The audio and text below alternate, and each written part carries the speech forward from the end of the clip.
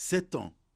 Telle est la durée que Samah Abdelkader a passée en Chine, où elle a fait ses études dans une université chinoise et a traduit de nombreux livres du chinois en arabe. Samah a été témoin de l'expérience chinoise dans divers domaines. Ce que j'ai vu de mes propres yeux durant les 7 ans que j'ai passés en Chine, que tous les ans, il y avait une grande évolution dans le pays. L'administration chinoise déploie de grands efforts pour le développement de la Chine dans tous les domaines.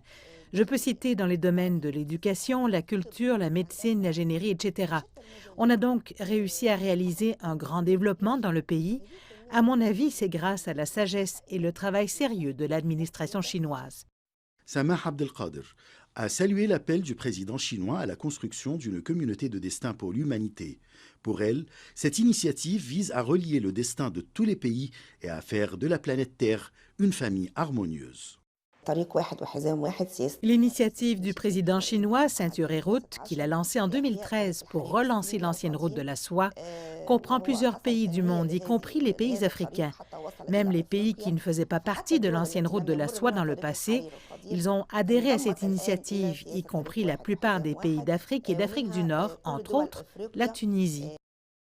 Khaled Al-Haj Ahmed, qui est professeur adjoint de langue et de civilisation chinoise à l'université de Carthage à Tunis et spécialiste dans les relations extérieures de la Chine, partage les opinions de Samah.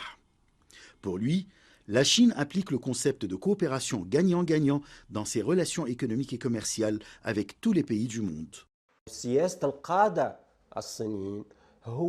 La politique chinoise est basée sur la réalisation du développement et fournir une vie confortable pour le peuple chinois et servir les intérêts des pays qui coopèrent avec la Chine. La Chine se développe et prospère de manière pacifique sans nuire à la sécurité des autres pays et établit des coopérations gagnant-gagnant avec eux.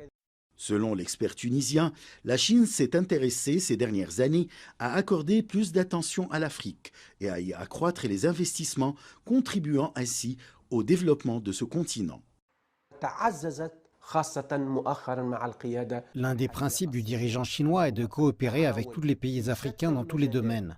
À titre d'exemple, on était tous témoins des aides médicales présentées par la Chine à tous les pays africains, y compris la Tunisie, en vue de faire face à la pandémie du coronavirus. Les intellectuels tunisiens affirment que la Chine adopte la voie de développement pacifique, tout en s'attachant au maintien de la paix mondiale et aspire à promouvoir la prospérité commune entre les nations, y compris les pays africains.